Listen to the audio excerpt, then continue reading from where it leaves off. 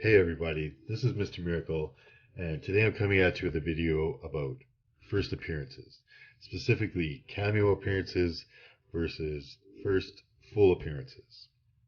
So there's a lot of controversy about which of these two firsts are more valuable. Is it better to have the first time we see the character, even if it's in a cameo appearance, or is it better to have the first time we see the character fully fleshed out in a book and it's their first full appearance? Being on the cover has a lot to do with it as well. So there's a lot of firsts that we could cover under this sort of topic, and there'll be a lot of firsts that we are going to cover. I'm going to do this as a series. For now, we're going to start with this topic, though, because it seems to be a big, hot topic in comic book collecting right now. A lot of people are confused. A lot of people have questions, so hopefully we can answer some. I don't know how well, though. Okay, so I put up some Silver Age firsts here. Now let's just take a look. Amazing Spider-Man number 20, first appearance of the Scorpion. So the Scorpion is completely in this book. He's in the continuity. He's the main villain. He fights with Spider-Man. There's the story of how he first meets Spider-Man. He hits a lot of marks for that first, and especially we see him here on the cover. So we know for sure this is the Scorpion's first appearance. Here in Batman number 181, the first appearance of Poison Ivy. Again, she's the main villain in the book. She has a lot to do with the story. She has dialogue. She appears on several pages. She fights Batman and Robin. And again, we see her on the cover. Rhino hits all of those marks as well, again with his cover appearance here. If you do end up buying this book, make sure you have the pin up in the center. Okay, so let's take a look at a few of the Bronze Age books. Okay. So again, all the same things apply here, right? First appearance of Ra's al Ghul, Batman number 232. First appearance of the Punisher, ASM number 129. The Punisher is in this story completely. His dialogue, he interacts with Spider-Man. It's not his origin story in here, but the origin of how he first meets Spider-Man is in here. And most importantly, again, he is on the cover.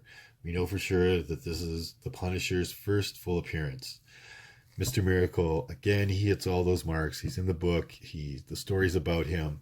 But he gets a little extra tick mark for not only being on the cover, but this is the character's first solo issue. So again, we see him in his first solo story, solo issue. All right, and these are some later appearances by different heroes, different villains, right? So these villains, first appearance of the She-Hulk, first appearance of Beta Ray Bill, first appearance of Bane. Again, we see the exact same things happening. So it happens all the way from the Golden Age to the modern age. Books about her. She's in the book. It's her first solo title, first time we see her, and we see her on the cover. First appearance of the She-Hulk. Beta Ray Bill on the cover. First appearance of Beta Ray Bill. Vengeance of Bane. First appearance of Bane on the cover. He's completely in the story. He has a lot to do with this whole thing. I mean, he's even in the title of the book itself. So we know for sure this is Bane's first full appearance. Okay. So let's just take a look at a couple of partial appearances. So often this is where the hard part comes in, because often we have a partial appearance and then a full appearance. So the first partial appearance of the leader, first full appearance of the leader. Looks like this. First partial appearance of Darkseid. First full appearance of Darkseid. Even these two books, which are, more pricey. First partial appearance of Galactus. First full appearance of Galactus. So if we're looking at these two books, for instance, generally we think that the first full appearance is going to sell for more. A good example of that is Hulk 180, which is the first partial appearance or cameo appearance or teaser appearance, if you will, of Wolverine. Doesn't sell for as much as his first full appearance, which is 181, where he is completely throughout the story with a big fight with the Hulk. He's on the cover, and it is definitely Wolverine's first full appearance in 181. However, his very first appearance sells for much, much less. In this case, Darkseid's cameo appearance generally sells for a lot more than his first full appearance. Now that might be partially due to this book is a little more scarce than finding this book. Not a lot of people collected this book as much as they would have collected this one. However, in books like these, we see the same thing again. Partial appearance outsells in price the first full appearance of the leader. Why? So that's just the market being like, oh, this is the first appearance of the leader, not really doing their homework and realizing it's just a partial appearance and this is his first full appearance. So in a discussion of all of this stuff, I want to bring up a character who has probably the second most complicated first appearance to collect in comic books. It's very convoluted, and the character that I'm talking about is Mary Jane Watson. So Mary Jane is first mentioned in this book, right? This is the first time someone brings up Mary Jane. This is Amazing Spider-Man number 15.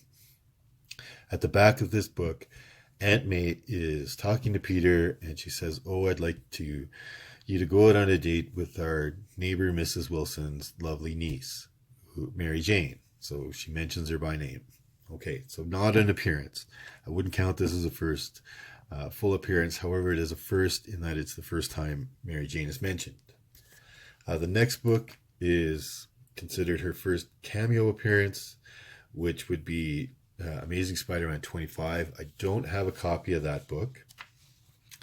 However, she has a second cameo appearance right afterwards, and that's here in this book, Amazing Spider-Man number 38. Okay, and her cameo appearance in this book is very, very similar to the one in number 25. So we just see here, the last panel of this page, Mary Jane is obscured in shadow. You can't see her face at all. She's covered by a plant.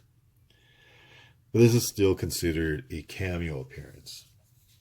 So the next time we see Mary Jane, they consider it her first full appearance. And that is The Amazing Spider-Man number 42. Also the second appearance of Molten Man. And here we see Mary Jane on the last panel, 2 panels of the comic book. Right? She's giving her great iconic line, "Face the tiger, you just hit the jackpot." She'll be known for that line forever. This appearance here, this panel, she's not even facing, it's just her back again. So this is her first, what they consider her first full appearance. However, if this is a first full appearance, I'm going to just compare it to another book, which is this book, the X-Men number 104, which is the first cameo appearance of the Starjammers. And I'm going to show you that cameo appearance. So here, just at the top, we have the 2 panels with Christopher Summers, who's known as Corsair, talking to Chode, or Chode. They have dialogue. They affect this story just about as much as Mary Jane has any effect on that story. They have more dialogue than Mary Jane does. They appear in just as many panels, but in this panel you can still see Corsair's face. How is this considered a cameo appearance when it's more of an appearance than what's in this book here? Definitely more of an appearance than that. This is why it starts to get confusing. To me, this is Mary Jane's first full appearance. She appears throughout the book. She's in several panels. She has dialogue throughout. There's a point where she's looking up, watching Spider-Man swing away, calling him dreamy or cute or something like that. So she appears throughout this book. This seems like much more of a first full appearance for Mary Jane than Amazing Spider-Man number 42 is. And then we have to wait all the way till this book, which is Amazing Spider-Man number 59, in order to get Mary Jane's first cover appearance. So that's the first time we see Mary Jane Watson on the cover. So these books, in my opinion, and this is why lots of the stuff gets really crazy, you would have to get these books plus number 25 in order to get Mary Jane Watson's first full appearance. Mentioning the 2 cameos, which should really be 3 cameos. This is the first full appearance, and then her cover appearance. Okay, you might want to get the wedding issue.